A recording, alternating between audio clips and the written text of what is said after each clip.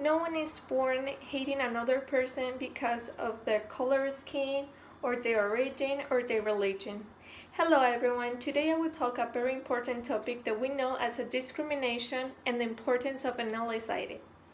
How many of you have felt any kind of rejection or discrimination because of your skin color, your way of dressing, your way of speaking, or your sexual preferences? We currently live in a country where the population is constantly fighting against discrimination. But do you really know what discrimination is? Discrimination is a daily practice that consists of giving unfavorable treatment or undeserved contempt to a certain person or a group, which we sometimes do not perceive, but that at some point we have faced or received. There are human groups that are victims of discrimination every day for some of their physical characteristics or the way of life.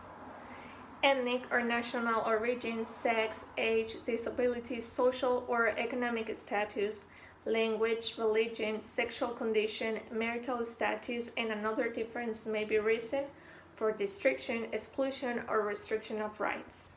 How does discrimination affect their daily lives? The effects of discrimination on people's lives are negative and are related to the loss of rights and inequality to access them. And it can take the person to isolation, live with violence, and even, in extreme cases, lose their life. And that's not all.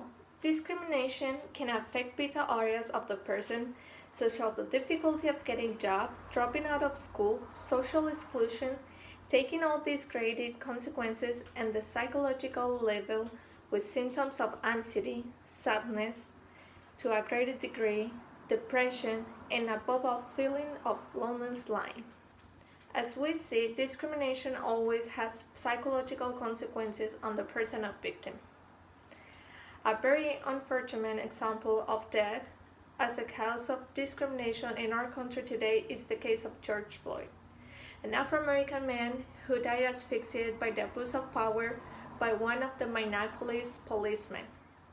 But in reality, it was just one of the many of the cases of discrimination that we live day by day.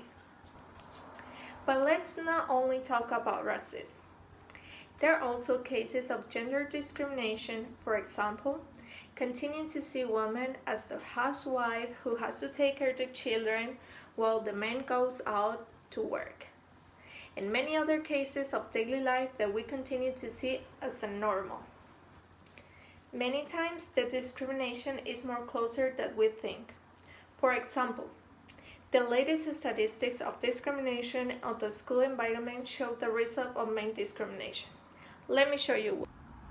Main reasons for discrimination in the school environment are the first place for skin color, physical appearance, socioeconomic level, for being an immigrant, obesity or overweight, disability, and sexual orientation.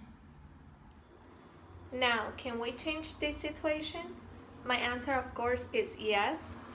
We have to start with changing our way of thinking and acting, analyzing if we have ever carried out any type of discrimination and why. We have to learn to be more tolerant people and know that we are in changing world with a very wide diversity and that we all have the same opportunities just because we are humans. That is why any person characteristic should be a reason for thinking one person is more or less than the other. Let's start with ourselves to make a change in our family or school environment, at work, or with our friends. And when you see any situation of discrimination, raise your voice and make your disagreement known. Do not ignore it and continue as if nothing happened.